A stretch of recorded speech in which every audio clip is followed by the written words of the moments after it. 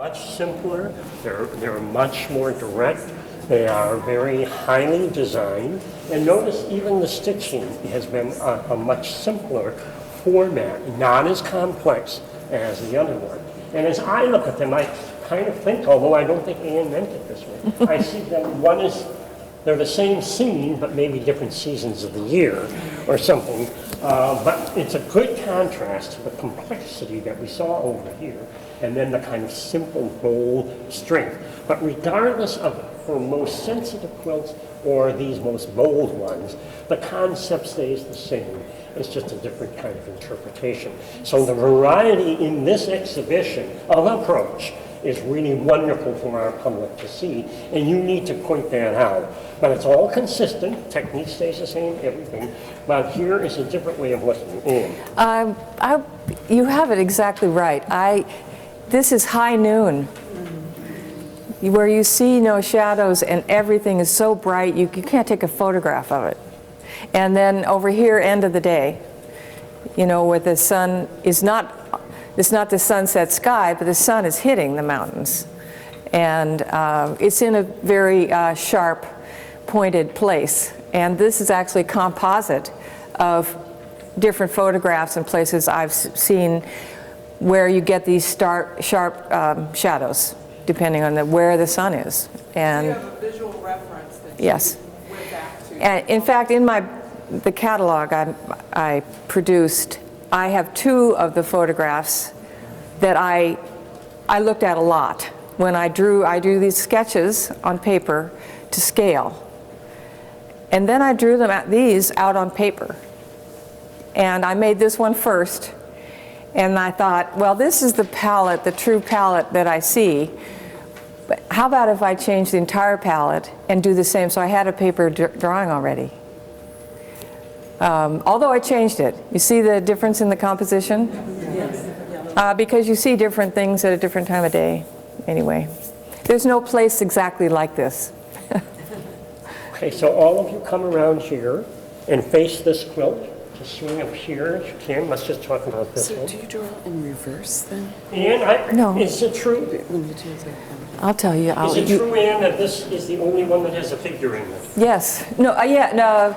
Kind of. There's on the back of the wedding quilt. There's figures. Oh, okay. You won't get to see that though. The coloring in this piece is absolutely extraordinary. So beautifully done. And it's kind of, when I first looked at it, I thought, oh, this guy is being crushed by all these falling drops. And then I realized, of course, it was his shadow and he's taking a picture. So it's interesting. Why the figure suddenly?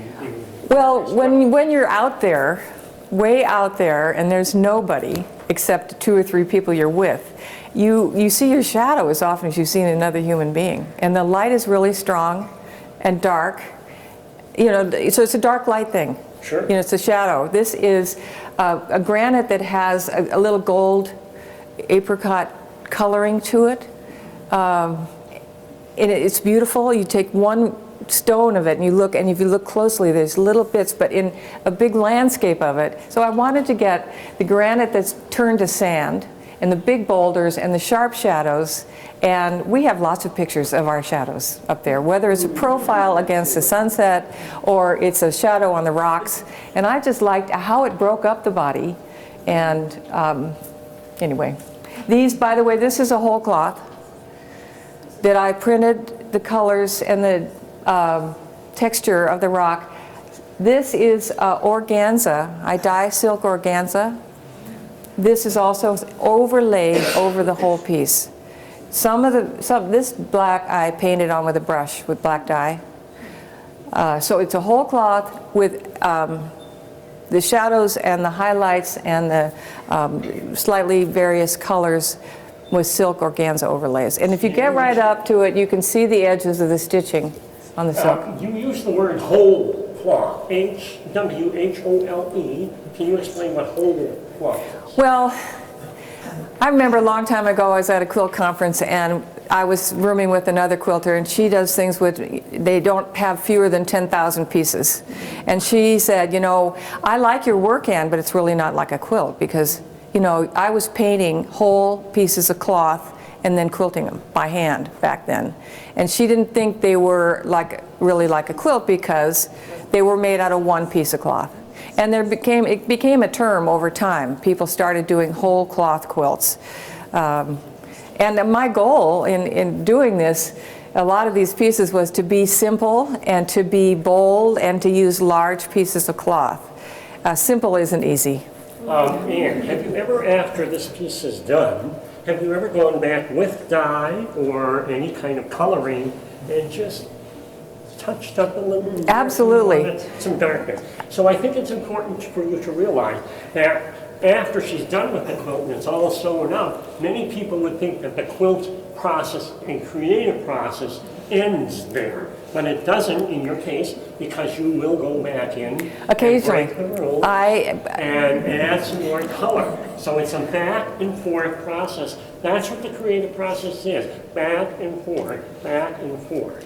It takes two people to do every work of art, one to do it and one to tell you when. When it's done? When to stop. But you can see here that there's a tendency you can be very compulsive with this. And so knowing when to stop, how do you know when to stop? I don't know. So, Anne, Okay. do you mix your own colors, and are you mixing different sorts of black? And Yes. and what kind of paints are they? I'm using all the painting I do, all the coloring on the cloth is with dye. It's a fiber reactive dyes. They're the dyes that come from the days of tie-dye from the 60s. They are very strong to light and washing, and they're very safe to use. You just need to get the chemistry right. You can't just put it on, you have to fix it. And the fixative is soda ash, which is a real common chemical to put in your washing soap and detergents and so on. So it's just a process of mixing. I buy the colors. I buy red, yellow, blue. I have several reds, several blues, and I mix them. And it's fixed with soda ash. And then I wash out any dye that didn't fix. I wash it in 150-degree water and detergent. So I make sure some of these things are going on beds. And if it gets steamed or humid or something, I do not want the colors to move. And I don't want 10 years from now to look at it and have all the colors be washed out by being faded. Does that answer your question? Now, you had a question. Yes, I had a question Say it loudly. about the monoprints, whether Anne draws backwards or reverse, or how do you... Oh, the monoprinting when you're doing like this. I would worry about it if it was letters. But if it's dots and shapes, I don't have to worry about backwards. Right side, wrong side. Okay. Could I clarify, when Michael asked you if you if you paint on afterwards, you don't paint on after you've quilted, do you? You paint on... I have done, You I have, see, I'm pretty stubborn about paint. Paint is paint. It is a surface medium. It has to have some kind of glue to stick it on. And dye reacts with the fibers and becomes part of the fiber, which is important to me as a tactile person, wanting it to have volume and shape and depth and so on. I have painted with paint over quilts after they were quilted. There's only one in this show. And I'll show it to you when we get back there. But I have also dyed over the quilt, but then I have to wash it.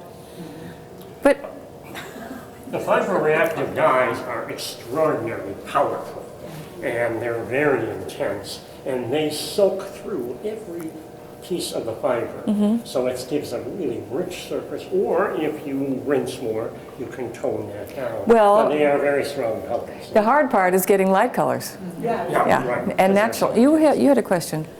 Standing here looking at this sideways, it's very thin. Do you actually always include a batting? Or Yes. is this a sheet? Or? You know, I've tried, some time ago, I was thinking, well, if I really want people to look at my work as art, it has to be flatter. And I would put in a piece of flannel or a piece of cotton or nothing. I've tried all those things, and nothing between it just wrinkles wrong.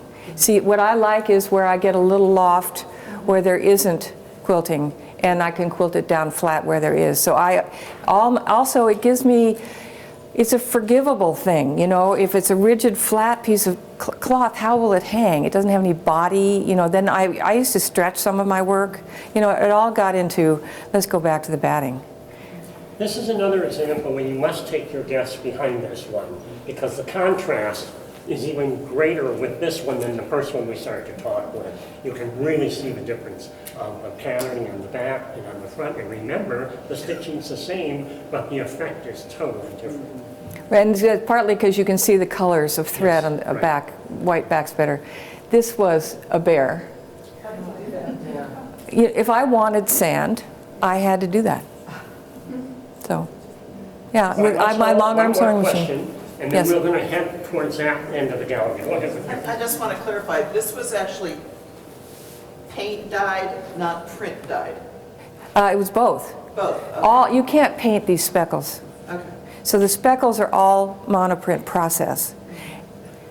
I actually drew this out on paper, and I knew, and I had some photographs to reference where I wanted really dark shadows.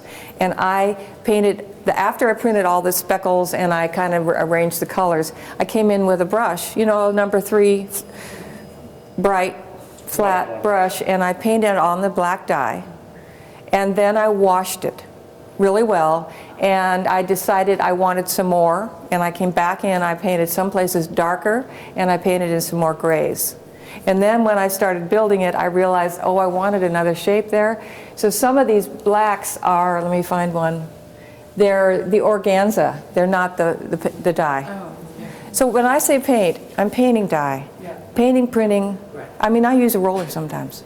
Quickly, Ann, tell us why you use sheen fabric. Well, it shows off the depth. It's more reflective. But for a long time, I was doing hand quilting, and I was using silk, because you can appreciate the work and see the design of the quilting better if it reflects to your eyes. And it also mimics the granite sparkle, Right. but not right. overstated. So Right. it's very subtle. It's a nice touch to have that more glittery, which is in the nature of granite. And so here again, technique, idea, and everything coming together in a very tasteful, strong, powerful way to offset the flatness of the other parts of the landscape, rock, etc. Here's the granite. So let's head the other way. What were you trying to say to me? Were you making a sign at me? This you asked the question. Okay, you're back there where we were, to look at this from a long range away. And you will then appreciate the composition and the power and the structure and the colliding of the earth forces when you're farther away.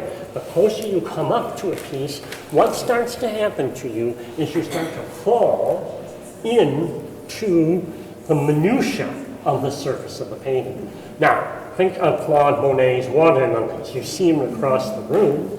It's a different experience. The closer you get up and you're just like this, you lose, but you see the detail. So with many of these quilts, they're very effective if you see them from a distance.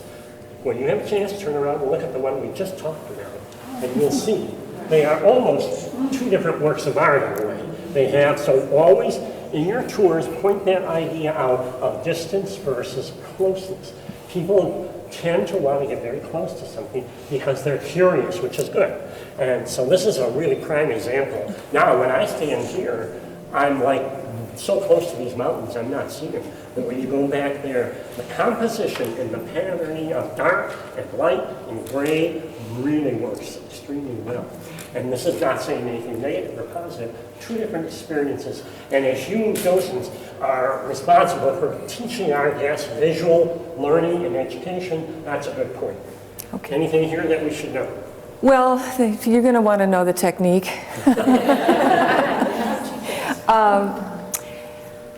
The crackle that you see in the main body of this mountain is made by spreading on cooked potato dextrin all over the fabric, really thick, and waiting for it to dry. What did you say? Potato dextrin. It's something between potato sugar and potato starch. You mix it up with hot water, you spread it on the fabric, it dries, and as it dries, it cracks, like mud cracks, right? And then when it's dry, I paint in my thickened dye over the top, because this potato stuff will dissolve and wash off later. So I paint on the thickened dye, and the dye goes between the cracks.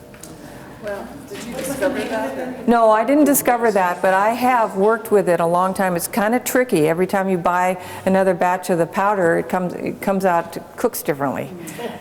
But anyway, so I've done yards and yards and yards of this, and then I needed, in small pieces. Then I needed a big piece. So I did several large pieces, and I selected from it.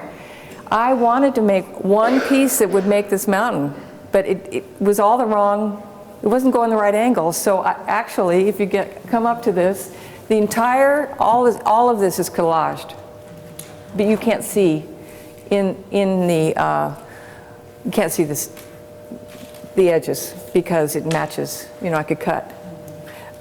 So there's a collage of the mountain. This is a different piece of fabric, and I use corn dextrin. See the white lines? It's a resist, similar to the potato. And but it's real watery, and I can spread it on with a pointed bottle and then dye over it and then wash it out. And this is a monoprint. When Michael was saying you lay the fabric on the table and you might press it down, well, all of these these linear things that go, this was a brush mark. The dye was thick and I brushed it with a brush. But the lines that go the other direction were air bubbles in the fabric that I didn't press down. And that's where the fabric did not touch it. Yes, where I did not press down. Did not touch the plate.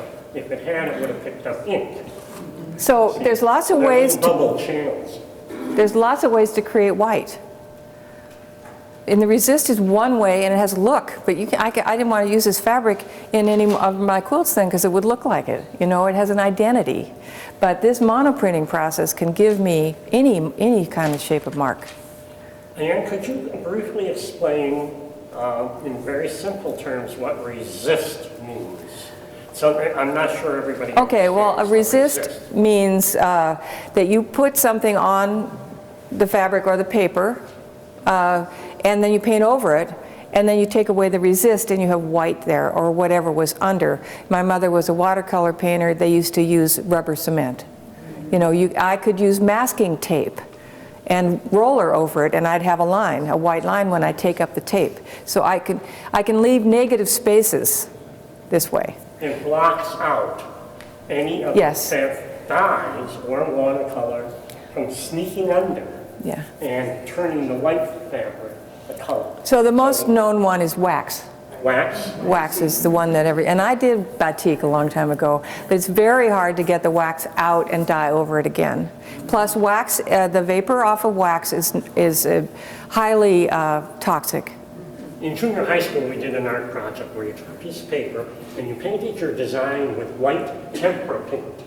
Then you took Indian ink and put all over everything. Yes.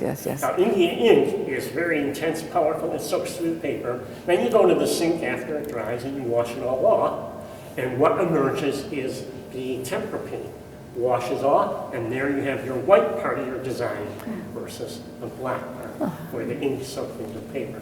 That's resist. You can use wax as a resist, lots of different materials. If you use wax, then you have to iron it out and melt it out. Yeah, actually, that just spreads it around thinner. Well, I'm not a good chef. But you can use dry cleaning chemicals to get it out. So resist is a really important concept to understand with a lot of things. Let's just swing around and look at that green, black, and white one, which I think is very similar to the other graphic ones we saw together. And as I look at Cathedral Peak. Okay, my husband grew up in California. He walked up to it last night and he said, I think this is You've been there. Yeah. So just And want this you is to know this he's got it. I want you to tell the other people is- this is the top of Cathedral Peak. It doesn't That's the answer any detail. questions. Art does not answer questions. Art raises questions. So this is the All right? organza And the overlay. artist's job is to Yeah, raise the and questions. this is the reverse application. We, any of us, Nope, can it's do it overlay. easily, but remember, there's There's no one hand correct quilting answer. in the top. So many people are intimidated by coming to an art museum because they feel, oh, I don't know anything about art, and they're terrified. And there's really nothing, it's emotional, it can just be a color. There's no secret hidden agendas. You know, it's your judgment how to look at it. So I looked at this over and over and over, and I thought, a map? Did I think this was about earth conservation? Did I think this was evil black force moving in the mountains against the purity of the white and the vanishing green, which is struggling environmentally against this force? Awesome. Against this force? Do you think I could sell the Brooklyn Bridge? Anyway, so this is a real curious piece because it's so different, and I keep coming back to it, and I don't have the answer, and tomorrow I'd stand here with you all, I'd tell a totally different story. So don't ever trust me. Then he says, Dan, what's going on here? And I love that little lights. Oh, and that little light, that's like the last iceberg in the world. Well, it's an erratic. It's a large granite boulder that was left by a glacier. And this is part of the glacially carved high Sierras. It's a close-up of a place that we actually, when we're, the quilt over here that you see with the blue behind you, when we're walking up there, this is what we see on our other hand. The slope, and it's only green like that in the early summer. And it's the headwaters of the Tuolumne River, which flows down through Yosemite Valley. This is the granite. Underneath the vegetation is a contact. This is exactly where this granite batholith emerged and pushed aside all this old rock. I'm just going to call it old dark stuff, not to get technical. But this is where gold occurred, and this is where the miners looked for gold, where there was this contact, because that's where minerals had flown up in faults and cracks and so on. So it's a place I've frequented, I've looked at it a lot, and I said, and also there are a lot of erratics around. I mean, the whole place is strewn. The meadows are just filled with boulders as big as you are that were left behind from the glacier. So I wanted to simplify. This is, again, me trying to simplify and express a place, the dark, the light theme, the contact, the geologic contact, and the concept that this is a time of year, and it's not always like that. There'll be years where it's not green there at all, because there was no snow, or very little snow. There used to be a glacier all over this. So just trying to express the change in the things that about 11,000 feet. Is that a close-up view? You'd be kind of... No, it's me standing back looking at a whole slope. Okay. And in my book, I have a picture from which I worked, a couple pictures. It's a big, you know, and I'm standing a mile away. Like across the valley or something. Yeah, I'm walking up a meadow, I'm looking over to my left. So with this piece here, it looks black, white, and green from a distance, but as you come closer, you can start to see the rich design within this. And within the green is a little quieter, but over here is an echo. Yes, and it was really strong until I quilted it, and the quilting covered up some of the, there's a lot of variegation that happens. And dark colors don't reflect much to your eyes, so it's harder to see the differences. And I had all different colors of gray in here, but then I created all these other shadows that kind of interrupted it. But so I was trying to do something else with this quilting that I hadn't tried. It was just, what am I going to do? How am I going to do this? Let's try this. And I wanted to give a sense of the boulders and the irregularity of the landscape. Okay, let's just swing where you are in place and look at this long piece.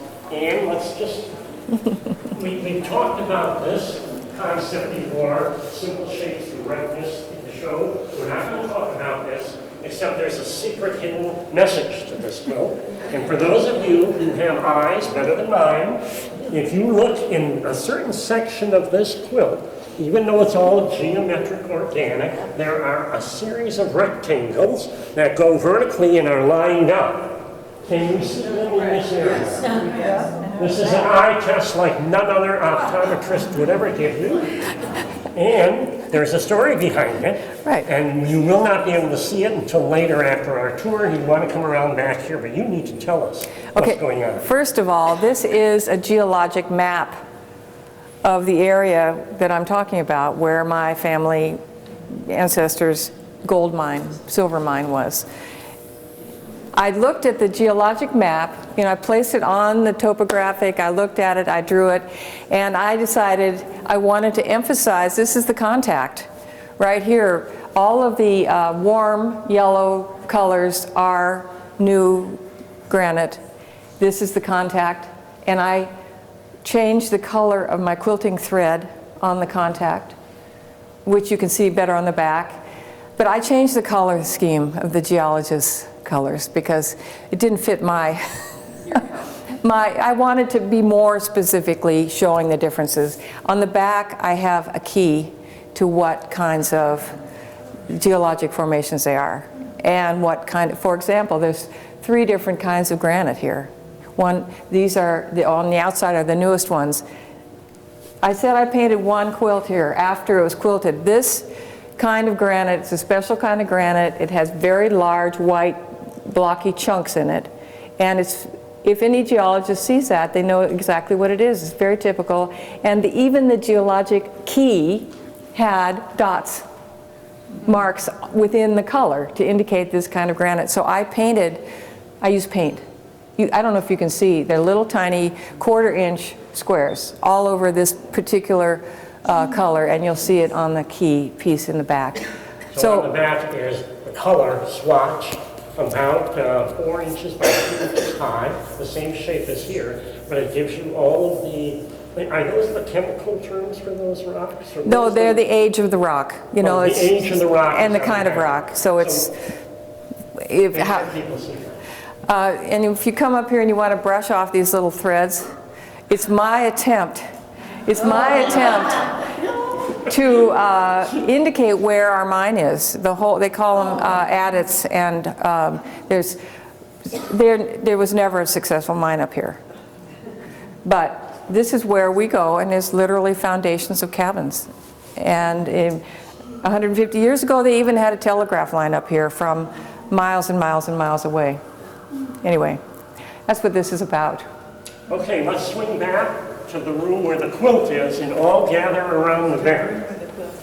Certainly not a case, but to make sure that we cover the different approaches to the subject matter of contact and to touch on as many of the techniques as possible. And on this piece, what did you have a different way of thinking about making something that is for the bed versus for the wall? Well, yes, I've made a lot of bed quilts. All my nieces and nephews and children, everybody got a wedding quilt after they got their college quilt and after they got their baby quilt. And I only have one left to do. But when you design for the bed, I have to think about what's hanging down. Visually, to me, it's more important to think about this is not a big one flat square, but as there's a top design and there's side designs. And this one, I still was really focused on trying to be simple. I made this for my geologist son, who loves the white granite. I mean, he had to have white. He and his wife hike and love being up there. So I wanted it to be all about the rock, and he named it Sierra Honeymoon. Because, you know, they went up in the Sierras for their honeymoon. And I wanted the quilting to be really, so I actually went to my local quilting group and we hand quilted it together. And there's a picture of them working on it on a traditional frame. I marked all the lines in pencil. Took me a week to mark it. Because they always yell at me if I don't, if they can't see where they're supposed to stitch. You know, and I brought the thread I wanted to use, we stitched the whole thing, but I designed this quilting to go with the colors on the back too. And there is a small picture here on the wall, a larger picture in my book of the back, which is sunset. Now make sure you point this out to our visitors.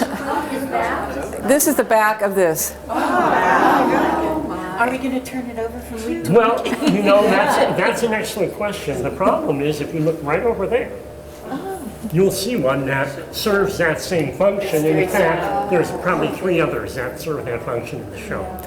So we can use them? Yes. Dan? Will you lift a corner? Will you show us us a bit of the back. Will you let me? Oh, absolutely. No one else can. I didn't bring the white gloves. Anyway, go ahead. You own it.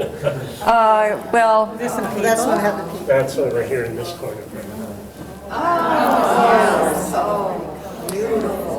so I've thought about the profiles, and I would have thought to do them dark, really black, but they would have shown through the front. So I made them a lighter. Can you see them? Yeah. I want you all to notice the understructure.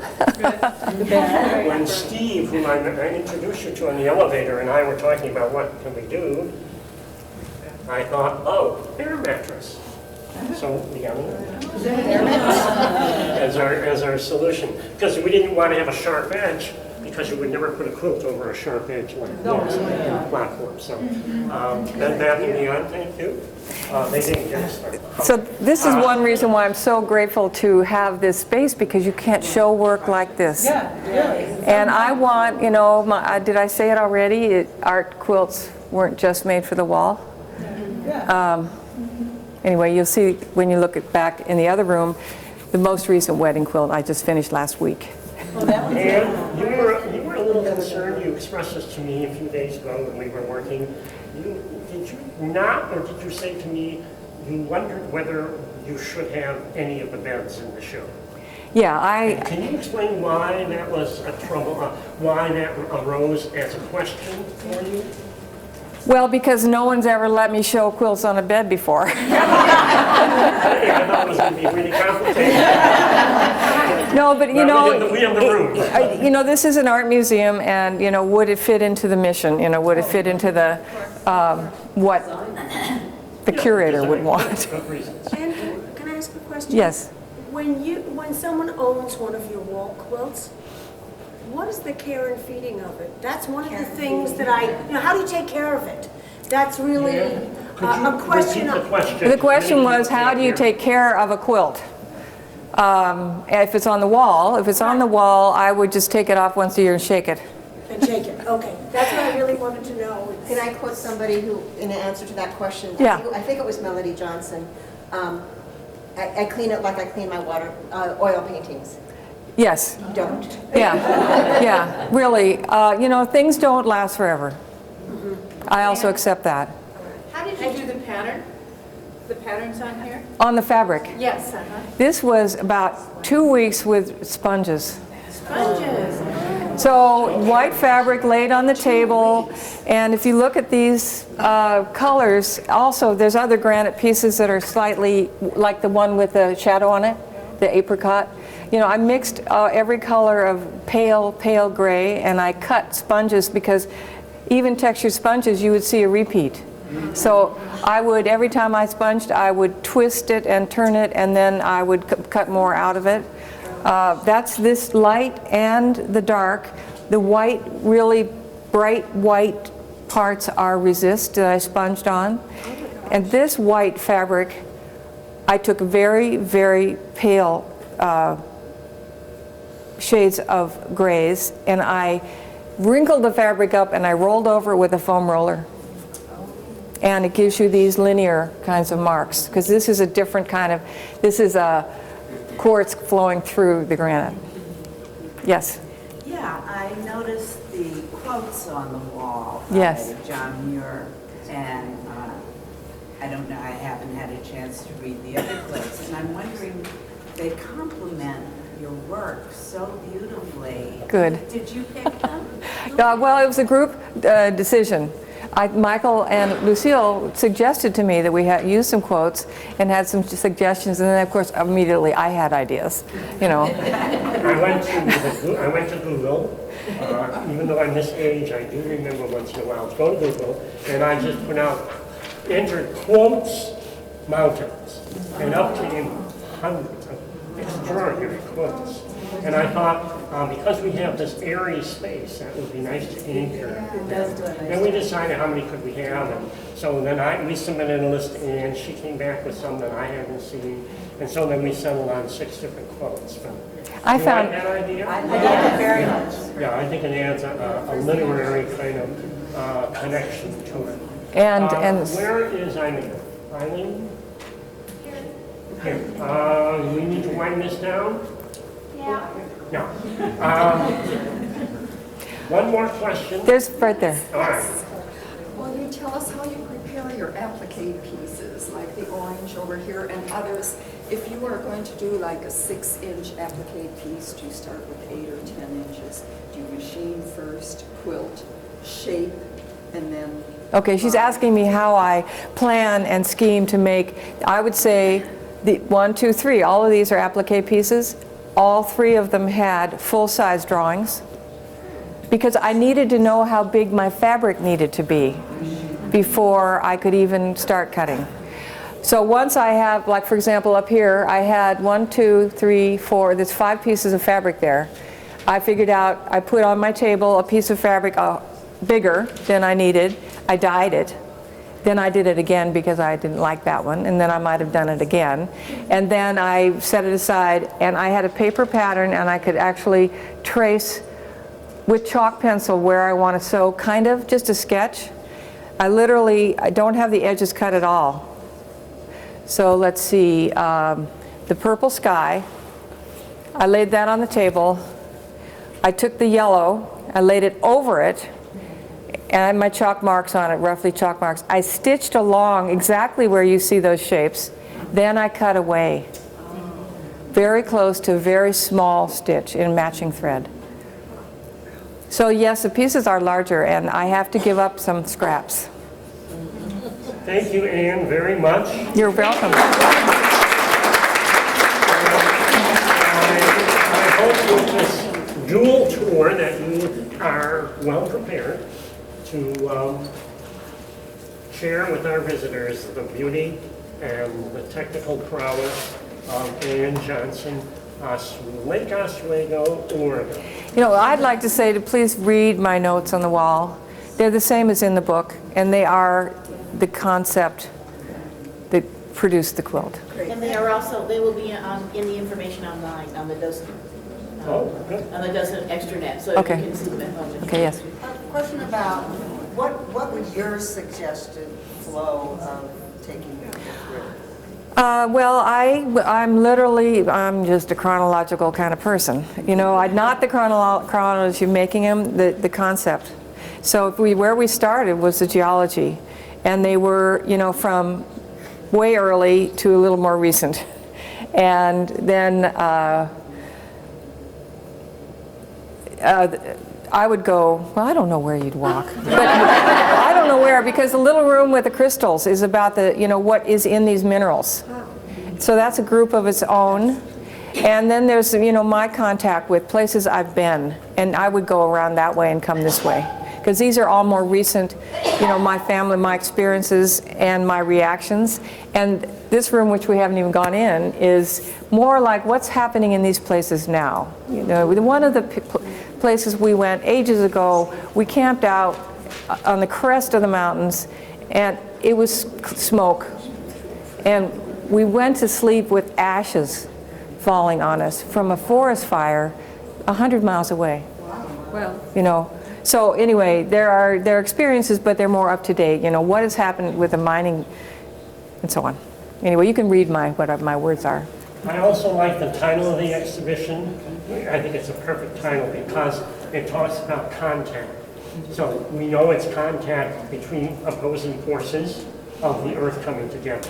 It's also, in a more figurative way, contact between the artist and the mountain and the artist and the materials of making the quilt to make the art. So contact is seamless within the whole creative process with this individual absorbing, translating, and coming out with this. So that word contact is a perfect title for that show, and it's a good way to explain to people. Everybody wants to know where artists get their ideas and then how they execute them. So this is a really good opportunity to explain that relationship, and it really comes through the title, and that might be a good place for you to start about your tours. But anyway, you've all done tours, I don't need to give that, but I think that's another really important part. Contact, material, thread, dyes, contact, spirit, hand, together, something wonderful. Thank you, Michael. The artist and the viewer contact. What's that? The viewer's contact. Absolutely. Yeah, it's great. You can use it as a metaphor, analogy, whatever. Is this show going anywhere else? No. Not that I know of yet. But my goal, We may get some museum people that come through and so forth. see, I'm still Wonderful. making them. One of the great problems with exhibitions today for all museums is shipping costs. And this, Not bad. well, the most expensive part of this shipping was her husband driving the car. And Jim is over here. Jim, do you want to raise your hand? The story behind all these, I can give the smut. Is that a mineral? Which is the one? Okay.